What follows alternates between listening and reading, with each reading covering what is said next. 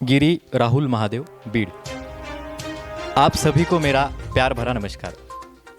एक बच्चे को पूछा गया कि तुम जिसे भगवान मानते हो उसकी तरफ किसी ने बुरी नज़र से देखा तो तुम क्या कर लोगे। बच्चे ने जवाब दिया, हम उस व्यक्ति की आंखें नोच लेंगे। बच्चे को अगला सवाल पूछा गया, तुम्हारा वही भगवान अगर तुम्हारे राष्ट्र के ऊपर बुरी नज़र से देखता होगा तो तुम क्या कर लोगे। बच्चे ने जवाब दिया, हम उस भगवान की भी आंखें नोच लेंगे।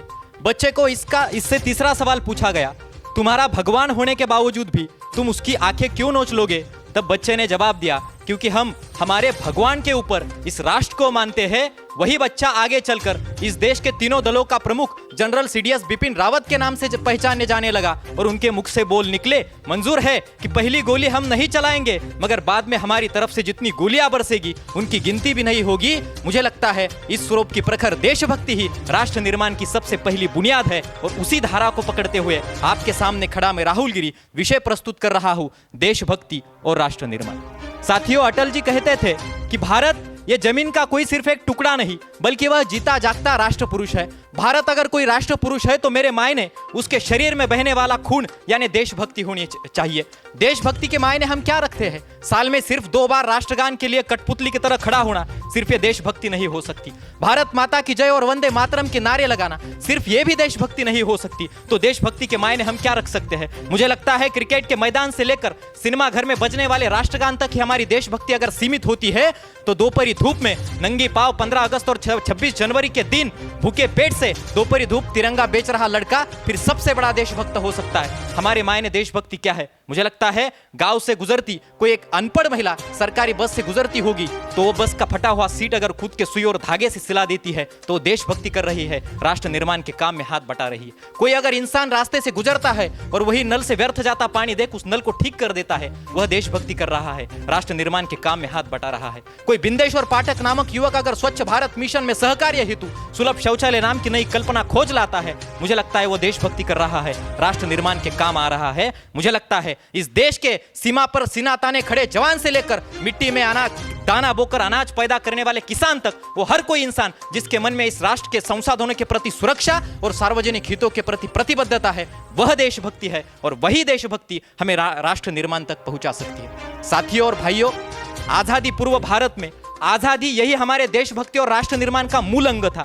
लेकिन आजादी के बाद आजादी नामक आधुनिक मूल्यों पर स्थित राष्ट्र निर्माण करते हुए हमारे सामने आज जातीयता, धर्म और एकाधिकार शाही की बड़ी चुनौतियां हमें खड़ी होती हुई दिखाई देती है। 6 दिसंबर 1992 में जब बाबरी मस्जिद को गिराया गया, तब बंबई में हिंसा हुई, कई हिंदुओं और मुसलमानों का खून बहाया गया, गोधरा का हत्याकांड हुआ, कई मुसलमानों को मार दिया गया।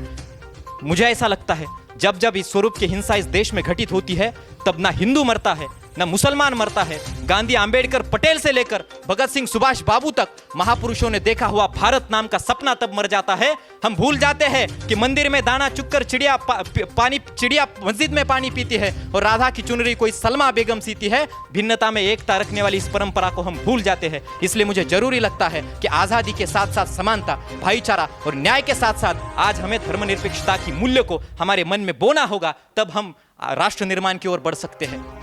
भाइयों, सामाजिक न्याय के बिना आर्थिक विकास अमानुष होता है और आर्थिक विकास के बिना सामाजिक न्याय असंभव होता है। सामाजिक न्याय और आर्थिक विकास जब हाथों में हाथ डालकर चलेंगे तब उस राष्ट्र प्रगति की पथ पर वो चढ़ सकता है। लेकिन हमारे देश में हम देख सकते हैं कि पूरे विश्व के में आर्थिक संपन्नता में भारत पहले 20 देशों में भारत की गिनती होती है, लेकिन मानव विकास निर्देशांकों के आंकड़ों के अनुसार पहले 120 देशों में भी भारत की गिनती होती नहीं। तो यह भिन्नता किस स्वरूप का अंग है? मुझे लगता है इस देश के 2 वर्गों के बीच बढ़ती खाई का अंग है, मुझे दिखाई देता है। इस देश में कुछ ऐसे लोग हैं कि जिनके हाथों पर उनका पेट है, वो चांद के टुकड़े इतनी रोटी के लिए झगड़ते हैं, लेकिन जिनके पेटों पर उनका हाथ है वो लोग चांद पर घर बनाने के सपने देखते हुए दिखाई देते हैं। पत्थर की मूर्त के सामने लगते हैं 56 भोग, लेकिन दूसरी तरफ भूखे और नंगे रोड पर रास्ते पर सो जाते हैं लोग। मुझे लगता है इस खाई को हमें मिटाना होगा, आर्थिक वितरण में समानता लानी होगी। हमारी पब्लिक डिस्ट्रीब्यूशन सिस्टम से लेकर नेशनल फूड सिक्योरिटी एक्ट तब जब हम बदलाव लाएंगे तब इस राष्ट्र की निर्मिति में हम हाथ बटा सकते हैं, ऐसा मुझे लगता है। राजीव जी गांधी जब इस देश के प्रधानमंत्री बने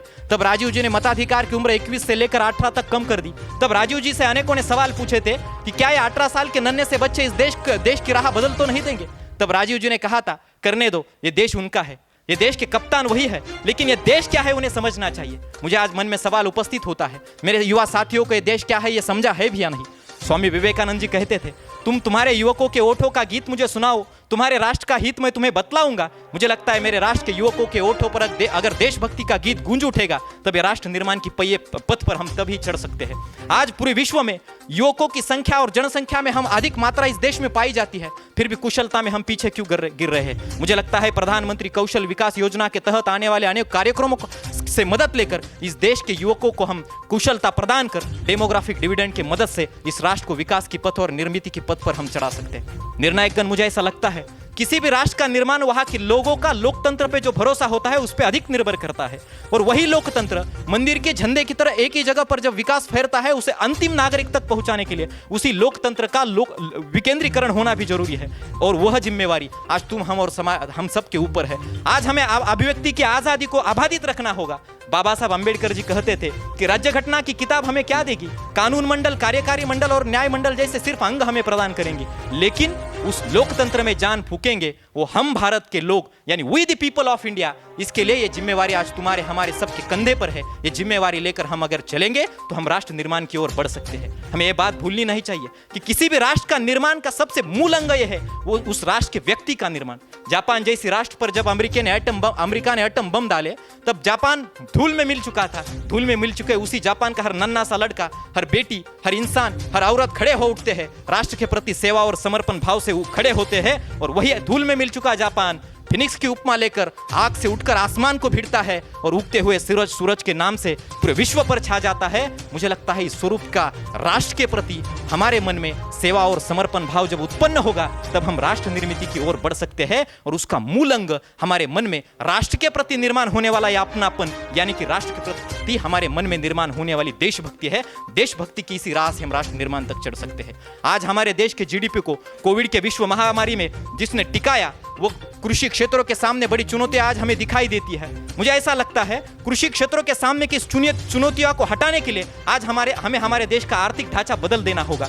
हम गांव आज जिस स्वरूप वाईफाई जोन्स की निर्मित कर रहे हैं, मुझे लगता है गांवों में आज हमें एग्रीकल्चरल जोन्स भी निर्माण करने होंगे। आज एक तरफ 70 साल की महिला न्यायालय में हमें दिखती है क्योंकि उस पर 16वीं साल में अत्याचार हुआ था। मुझे लगता है हर महिला को हमें आरक्षण के साथ साथ संरक्षण भी प्रदान करना होगा। इस देश के 5 साल से कम उम्र के 50% बच्चे आज भी कुपोषण का शिकार है। मुझे लगता है उनका पोषण हमें आज करना बहुत जरूरी है। इस देश का कुशल मनुष्यबल अपनी बौद्धिक क्षमता के जरिए पूरे विश्व पर आज छाता हुआ दिखाई देता है, लेकिन आधे में स्कूल छोड़ने वाले बच्चों की संख्या इस राष्ट्र में विश्व में सबसे अधिक है। मुझे लगता है नेशनल एजुकेशन पॉलिसी के तहत हमें इसमें सुधार लाना सबसे जरूरी है। आधार कार्ड का निर्धारण कर इस देश के हर व्यक्ति को यूनिक आइडेंटिफिकेशन देने का सपना हमने देखा है, लेकिन इस देश में आज भी इतने बड़े पैमाने में इंसान दिखाई देते हैं जिनको खुद का यूनिक आइडेंटिफिकेशन भी मिला नहीं। मुझे लगता है इस देश के हर व्यक्ति को उसका यूनिक आइडेंटिफिकेशन आधार के जरिए देकर उसकी पहचान प्रस्थापित कर हम इस राष्ट्र का निर्माण कर सकते हैं।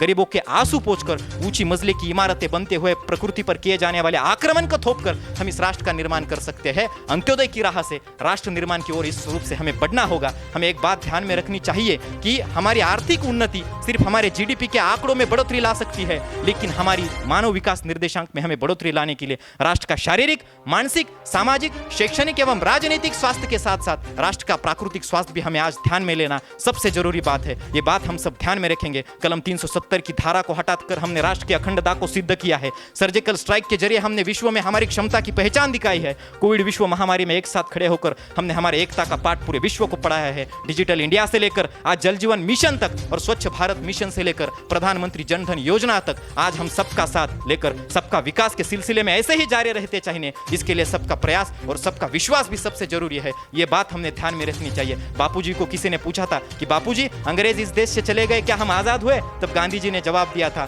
बेटा जब अंग्रेजों की सत्ता इस देश से जाएगी तब हम आजाद नहीं होते, जब अंग्रेजों की व्यवस्था इस देश से चली जाएगी तब हम आजाद होंगे। मुझे लगता है आज हमें सत्ता परिवर्तन की नहीं, लेकिन राष्ट्र निर्माण के लिए व्यवस्था परिवर्तन की लड़ाई लड़नी होगी। वो लड़ाई चलो तुम हम सब मिलकर लड़े, यही कामना आपसे व्यक्त कर अंत में सिर्फ इतना कहता हूं, क्यों करते हो देश में दंगा? रहने दो घर के छत पर एक तिरंगा रहने दो, घर के छत पर एक तिरंगा रहने दो। बहुत बहुत शुक्रिया।